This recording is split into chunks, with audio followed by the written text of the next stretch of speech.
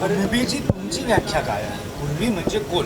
कुणबी म्हणजे आता सरकारनं काय ठरवली नाही, मला तुमची व्याख्या. हे बघा, माझ्या व्याख्याला किंमत नाही, कायद्याच्या व्याख्याला किंमत आहे. तुमच्या आणि माझ्या मताला इथं किंमत नाही आहे. माझं मत काय आणि तुमचं मत काय इथं त्याला किंमत नाही. जर व्यवसायाच्या आधारावर सगळ्याला आरक्षण दिले असं जर मंडल कमिशनचं आणि अभ्यासकांचं म्हणणं आहे, तर मग कुणबींचा व्यवसाय काय? शेती. आमचा व्यवसाय काय? शेती. कशावर दिलं तुम्हीच सांगा मग आम्हाला. ओबीसींना आरक्षण कशाच्या आधारावर दिलं तुम्हीच सांगा आम्हाला. ते निकष आम्ही पूर्ण करून दाखवतो. सोडून द्या आमच्या मनात काय आहे ती. जे ओबीसींना आरक्षण दिलं ज्या निकषावर, त्या निकषावर जर मराठा बसला नाही तर मराठ्यांना आरक्षण देऊ नका.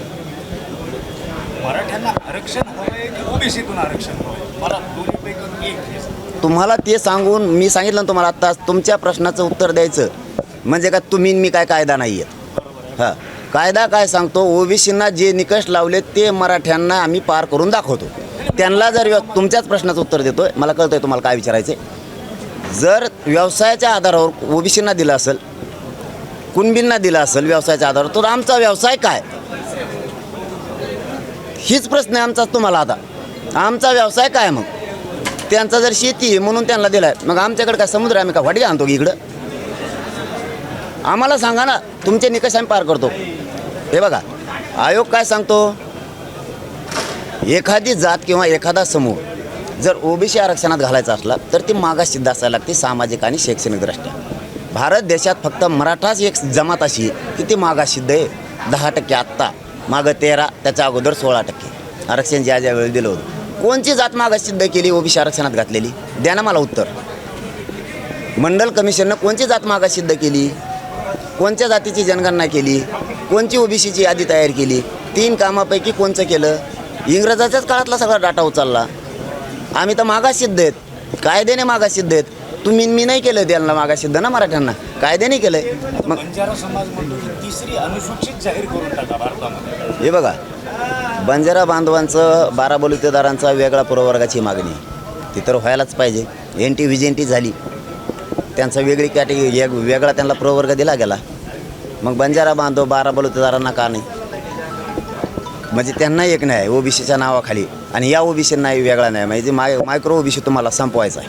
मराठ्यांना स्वारीसुप्त वाद चालूच आहे आणि आंतरवलीत तुमच्यासमोर दुसरं उपोषण बसलेलंच आहे. तर तुम्ही ही का नाही भूमिका घेतली? ओबीसींना समजून सांगायचं की तुमच्यावर कसा अन्याय होणार नाही. हे बघा, बसलंय का बसवलं याच्यात किंमत, याला महत्त्व आहे. बसलंय का बसवलंय सांगायची गरजच नाही, त्यांना माहीतच आहे. ओबीसी बांधवांना सांगायची गरज होतच नाही. कुठं वाद कुठं झाला? ओबीसी विरुद्ध मराठा असा संघर्ष करू नका. हे बघा, करायला लागलेत म्हणून आपण करू नका. राजकारणी ओबीसीच्या नेत्याला, आमच्याही मराठ्यांच्या नेत्याला, सरकारलाही वाद घडवून आणायचे करू नका. हे चांगलं सांगतोय. उलट मी हे सरकारनं सांगायला पाहिजे. मी सांगतोय करू नका.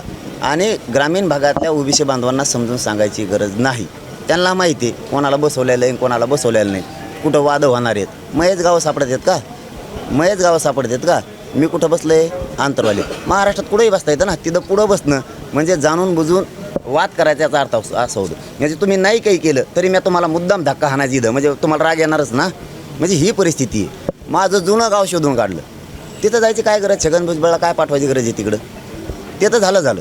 आंतरवालीचं पुढं आंदोलन बसवलं. दुसरी गोष्ट सांगतोय, म्हणजे वाद व्हावत म्हणूनच ना, दंगल व्हावं म्हणून छगन भुजबळचं काम. ही दुसरी गोष्ट. माझं जुनं गाव शोधलं. 1 नंबर ते, 2 नंबर हे. आणि आता मला आत्ता कळालं रात्री की आंतरवालीसुद्धा रॅली काढायला लावली छगन भुजबळनं. म्हणजे आंतरवाली महाराष्ट्रात कुठंच जागा नाही. आंतरवालीचंच का? याला म्हणते छगन भुजबळचा डाव आणि वाद झाले पाहिजे. महाराष्ट्राचं लक्षच आंतरवलीकडे लागले. आपण आंतरवालीत का? मग त्याला हटकूनपणा म्हणलं जातं. चौथी गोष्ट सांगतो, छगन भुजबळने सगळं सोडून दिलं. आंबडमध्ये एल्गार मेळावा का? दुसरे जिल्हे नव्हते का? म्हणजे जिथं तालुक्याला आंदोलन आहे तिथंच का? याला म्हणायचं राजकीय स्वार्थ ते उचलणारा माणूस आहे. धनगर बांधवांचा दिखाव्यासाठी उपयोग करतो आणि आंदोलन एकाने करायचं आमदारकी तिसऱ्यालाच. म्हणजे त्याचा जो धंदाच आहे, फक्त राजकारण करायचं. गोरगरीब चांगले नाही झाले तर का?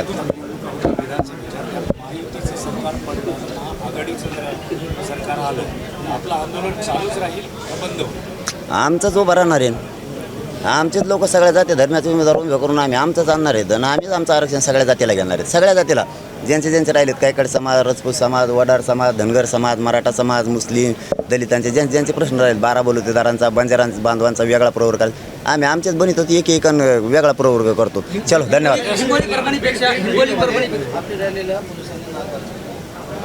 नाही मी नाही माहिती घेतली. मी माहिती घेतो आज, उद्या याच्यावर 100% बोलतो. मी माहिती नाही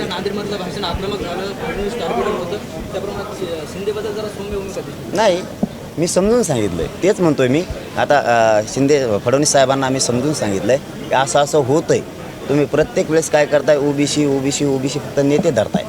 सामान्य ओबीसींचं काय, 10% ओबीसीचे नेते सुधारणार, पण 90% ओबीसी गोरगरिबांचं वाटोळं होतं आहे. त्याच्यामुळे तुमच्यावर नाराजीचा रोष येतोय. तसंच मराठ्यांचे तुम्ही 10% लोक सुधारितात राजकारणात येऊन, 90% गोरगरीब मराठ्यांचं वाटोळं होतं. तुम्हाला हे परवडणार नाही हे समजून सांगतोय. आम्ही समजून सांगितलं का, ते आमचेच मराठ्याचे 2-4 त्यांच्या अवतीभोवती माकडं येते, ते गचपाने ते लगेच बोलायला चालू करतात. ते हे समजून घेत नाहीत की ते बोलल्यामुळं फडणवीस अडचणीत येतात, पण ते बोलतातच. आम्ही समजून सांगितलं, त्यांच्याकडे निर्णय त्यांच्याकडे, त्याला आम्ही काय करावं. आम्ही मात्र आमच्याजवळ ठाम आहेत. बघूयात 288 लढायची का पाडायची. चलो धन्यवाद.